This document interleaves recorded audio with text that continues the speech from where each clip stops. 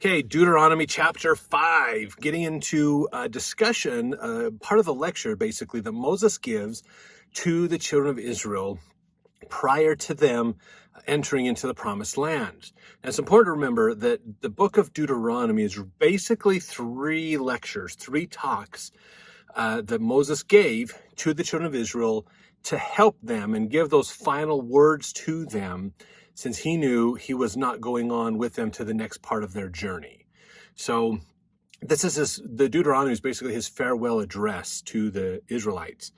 It's important also to realize among those three topics that we get to learn a lot of, sometimes a little bit different information.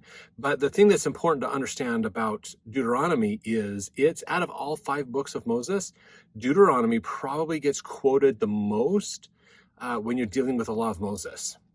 When people are future prophets, and I mean future for Moses's time.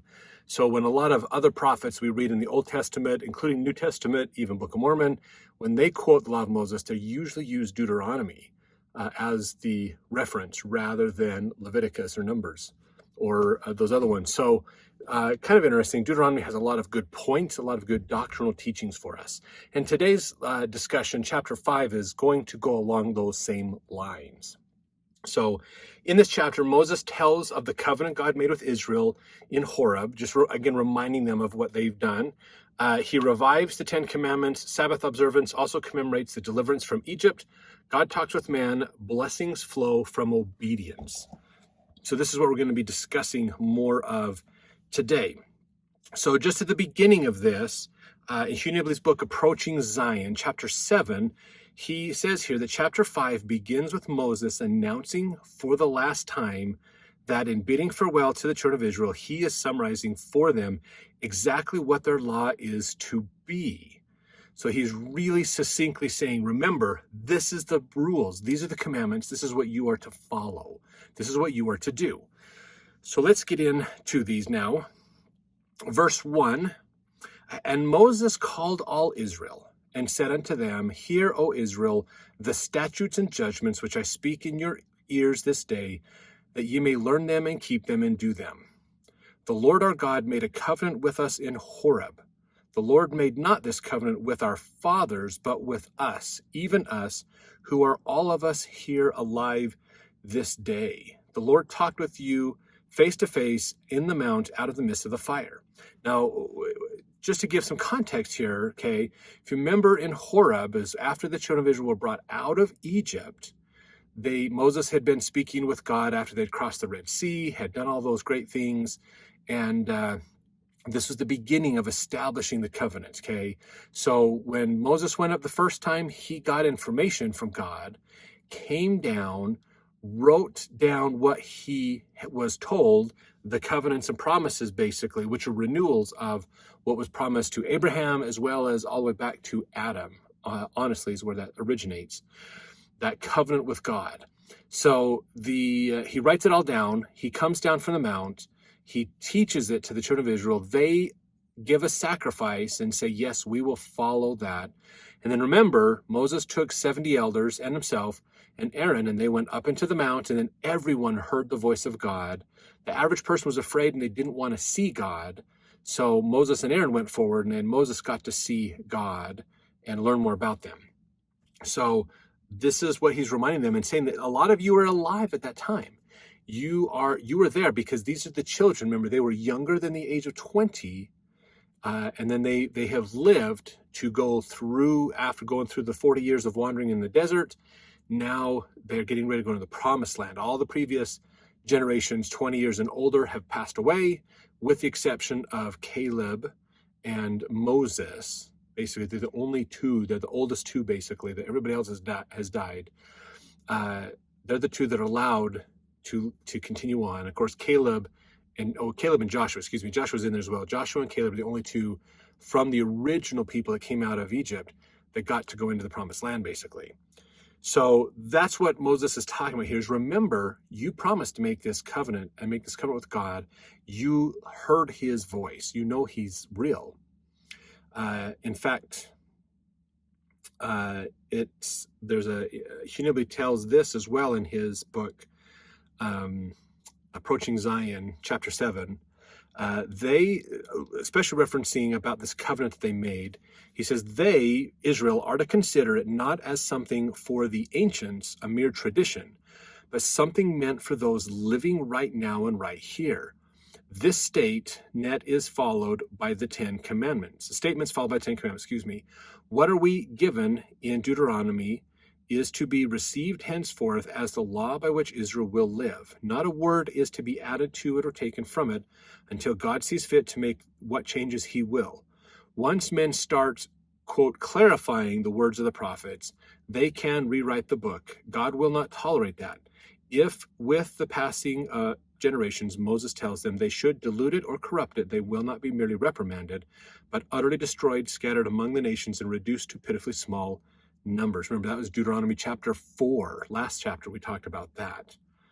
So this is, again, Moses isn't saying this isn't what your fathers promised to do. This is what you promised to do. This is a living covenant.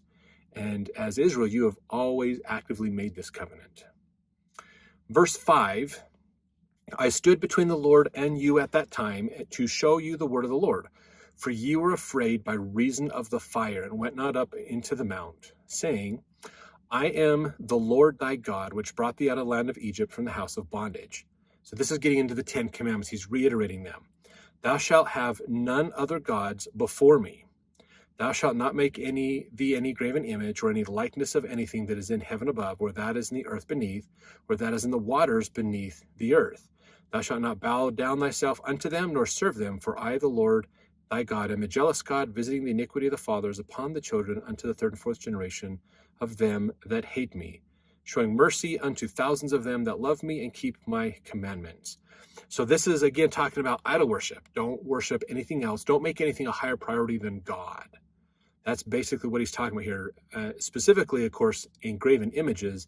So don't make an idol. Don't create an idol that you worship as like a God instead in place of worshiping me, basically. But also, there you shouldn't have anything higher priority than following my commandments, than doing what I've asked you to do. And that's good advice for us to think about. What is in your life that you make more important than God? Anything that crowds out your responsibilities to God is more important than God to you. That's a good thing to think about. What are those things? And maybe we need to rearrange priorities. All right, verse 11, thou shalt not take the name of the Lord thy God in vain, for the Lord will not hold him guiltless that taketh his name in vain. 12, keep the Sabbath day to sanctify it, as the Lord thy God hath commanded thee. 6 days thou shalt labor and do all thy work, but the seventh day is the Sabbath of the Lord thy God. In it thou shalt not do any work, thou nor thy son, nor thy daughter, thy maidservant, manservant, nor thine ox, thine ass, nor thy cattle, thy stranger which is in thy gates, that thy manservant and thy maidservant may rest as well as thou. Verse 15, remember that thou wast a servant in the land of Egypt, and that the Lord thy God brought thee out thence through a mighty hand and by a stretched out arm. Therefore the Lord thy God commanded thee to keep the Sabbath day. So this is an important thing, to keep Sabbath day holy. Hugh Nibley also says in his book, Approaching Zion, chapter 7, the first rule, and one never to be forgotten, is that everything you have or ever will have, individually and collectively, is a gift from God. Something that he blesses you with, has blessed you with, or will bless you with. You owe it all to him throughout the book. The refrain is repeated at the end of almost every pronouncement. So just an observation to make is realize that God reminds us through here that everything we have is given by God. Everything we have, he has helped us to get it. We may think we've accomplished it. We may think we earned that money and did those things, and we did earn money and do those things. But there's so much of the hand of God that is in our lives that we'll be shocked in the last days to go back and look at our life and realize how much he helped us. He influenced other people to give us that job. He influenced others to overlook our faults so that we could keep that job, or things like that. He helped us so much, so much.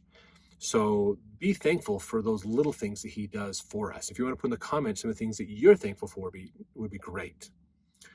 Verse 16, honor thy father and thy mother as the Lord thy God hath commanded thee, that thy days may be prolonged, and that it may go well with thee in the land which the Lord thy God giveth thee. That's a good one. That's a very good one. Moms and dads know what they're talking about, kids, so follow their advice. They have a lot of good advice. Verse 17, thou shalt not kill, neither shalt thou commit adultery, neither shalt thou steal, neither shalt thou bear false witness against thy neighbor, neither shalt thou desire thy neighbor's wife, neither shalt covet thy neighbor's house, his field, his manservant, maidservant, ox, ass, or anything that is thy neighbor's. So no jealousy. These words the Lord spake unto all your assembly in the mount, out of the midst of the fire, of the cloud, and of the thick darkness, with a great voice. And he added no more. And he wrote them in 2 tables of stone, and delivered them unto me.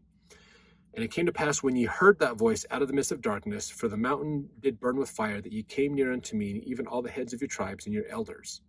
So remember, they heard the voice of God dictating these commandments, talking to Moses about them. And then Moses, of course, they were written on tablets, the stone tablets, and brought down. There's the 2 tablets, remember. You can go back and read that story in Exodus. Verse 24, and ye said, behold, the Lord our God hath showed us his glory and his greatness, and we have heard his voice out of the midst of the fire. We have seen this day that God doth talk with man, and he liveth. So they have a testimony, not just a hopeful testimony that God does live. They heard his voice from the fire and the clouds. They know someone's there. They know God exists. They know that there's intelligence there. So they have specialized knowledge to help them understand this. Verse 25, now therefore, why should we die? For this great fire will consume us. If we hear the voice of the Lord our God any more, then we shall die. So that was their cop-out, saying, this is just too great. We're going to die in the presence of God. He's so much more amazing than us. We can never be in his presence and understand him. And Moses is like, no, that's not true, actually. You can, but you've got to work on it. You've got to have more faith. And they weren't willing to go that far, which is why they ended up with the law of Moses rather than the original teachings that they were given at the time. Verse 26, who is there of all flesh that hath heard the voice of the living God speak out of the midst of fire, as we have, and lived? Well, Moses did, numerous times. He's still alive. Verse 27, go thou near, and hear all that the Lord our God shall say, and speak thou unto us all that the Lord our God shall speak unto thee, and we will hear it and do it. So again, they're telling Moses, and Moses is reminding them, you didn't want to deal with God directly, so you wanted to deal with me and have me deal with God. I was the intermediary.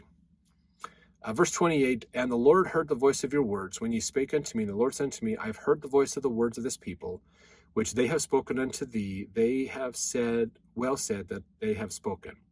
Oh, that there were such an heart in them, that they would fear me and keep all my commandments always, that it might be well with them and with their children forever.